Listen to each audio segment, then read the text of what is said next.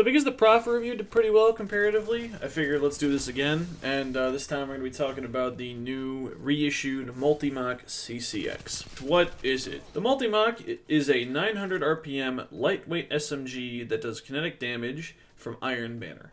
Within the same slot, it competes with the Showrunner, Prolonged Engagement, and Submission. Those are all 900 RPM lightweights.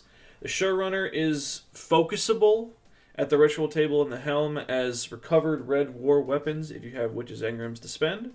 The Prolonged Engagement is a Vanguard playlist weapon that you could focus at Zavala, but it has a million perks, and it's also stasis. The Submission is craftable, but it's a raid weapon, specifically from Val the Disciple. Statistically, the Multimach is tied for the most range and handling with Submission, but it has the least aim assist tied with Prolonged Engagement, and it's the lower end of stability. None of the rest of the stats even really matter, to be honest with you. They're just there. Submission is the best statted weapon in this category, even before enhancement or adept versions of stats, so we're not best in slot technically, but we are a PvP weapon. Submission does a very different job than what the Multimach does, even if they are the same damage type and the same RPM, same archetype. I'll get into that a little bit later. This does, however, have perfect 100 recoil direction, so that's nice. You don't need a counterbalance mod at all.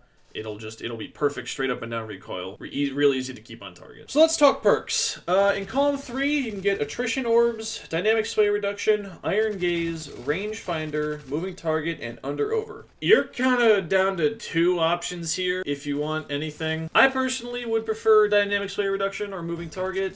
I don't see a whole lot for the other ones. Rangefinder isn't the perk that it's used to be. Attrition Orbs is not real. Iron Gaze kills your range stats, so that's worthless. Under Over, maybe, if you're running against a team that's just all Void Titans or just a lot of Overshields. But if that's not the case, you're not going to get any value out of Under Over. It's not going to be as worth it, so I would rather just have something that will be useful at all times.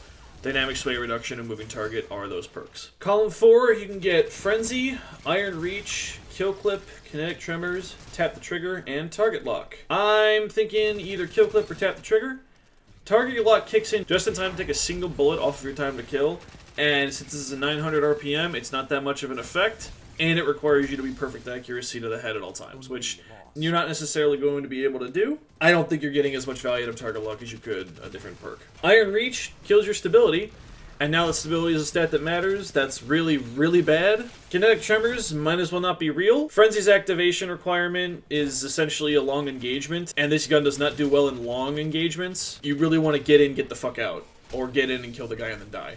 The role that I personally am using is Dynamic Sway and Tap the Trigger, and that keeps this thing basically on target at all times. It is a fucking laser. You start off with an extra 30 stability. I think it's either 30 or 40. I think it's 30 stability. You start off with an extra 30 stability, and then you slowly gain that back over time with Dynamic Sway Reduction. This thing is a monster. Really low recoil, very, very much on target. I love it. It feels amazing.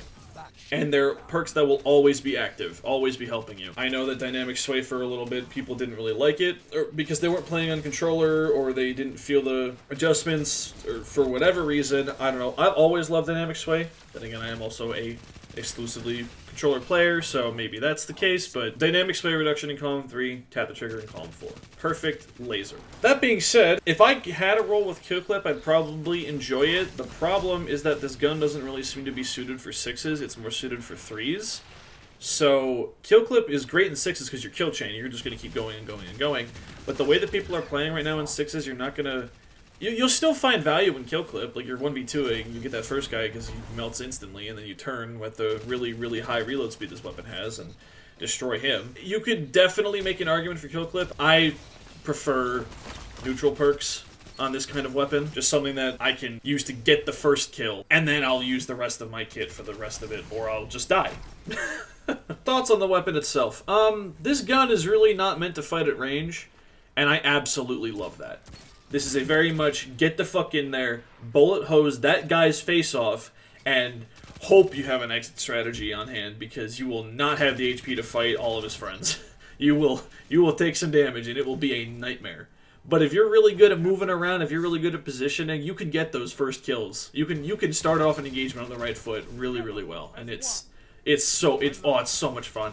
Using this as a really close range option, just fighting people using cover to your advantage, using map knowledge, just it feels really, really good to just run and gun around the map guerrilla tactics style. It's very, very fun. I was never really big on this gun when it was one of the best SMGs in the game. Now, I love that it needs to lean into its identity to frag out. In my opinion, specialized weapons are more fun than all-rounder options because having a specialized option means that you need to make a choice. You can't just pick one size fits all and go apeshit. You need to play into the strengths of it, and it requires a lot more of a dynamic play style from the player. As a result of being a more specialized option, I'm pairing this with a good 120 hand cannon, or a sniper that I really like to use, or a decent high-impact pulse rifle.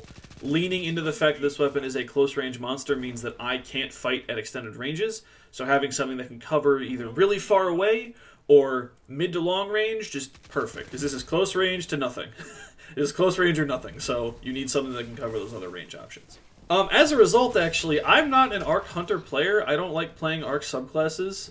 So I decided, well, if we're going to play close range, let's play with abilities and fragments that lean into that whole running around the map playstyle, right? Like I was talking earlier about like running gun guerrilla tactics. Amplified really, really helps with that.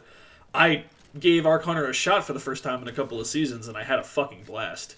This is so much fun. I might not have been winning every game, but I was having a ton of fun. And I was still fragging out, and it was just, oh, beautiful. Like I said before, you really, really need to lean into how aggressively close this gun needs you to be to have, and you need to have, like, perfect target acquisition. If you're trying to fight at the ranges of aggressive SMGs like Ikelos or Immortal or the Title, you're just put at the mercy of damage fall off, and everybody's running an auto rifle right now, and they're just going to kill you before you can do anything about it. Overall, though, I think this weapon is a whole lot of fun. I'm probably going to be using it a lot more than the previous version.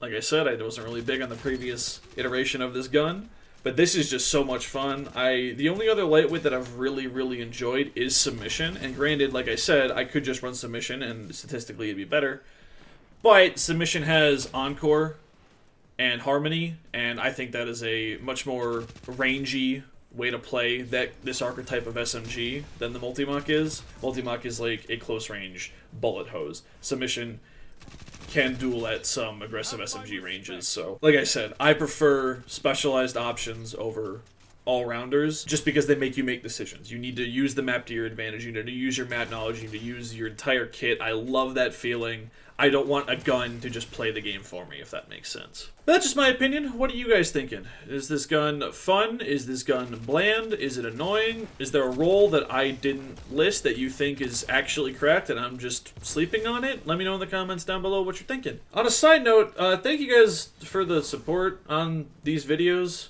I know that I'm kind of playing the game a little bit more than usual. Even if it's just views, it's nice to see some engagement. Just to know that I'm doing something right at the very least. It means a lot, and I know that there are other better YouTubers out there that you could be watching instead, but even in the grand scheme of things, the numbers aren't growing up by a whole lot. I appreciate the amount of growth that I've seen. I appreciate the interactions I've seen. I appreciate all the comments. Thank you for engaging with these videos in any capacity. It really makes me feel good about this, and I've been having a lot of fun throwing together content, coming up with ideas. Granted, weapon reviews aren't that, absurd of ideas, but I am working on not a big project, but something that's a little bit more fun. Not about Destiny, so maybe I shouldn't be talking about it here, because, like, who the hell's gonna listen? But, I don't know. It's something that I realized I could do, and I'm very excited to put it out there in a couple of weeks. So, in any event, thank you for watching. Have a wonderful day.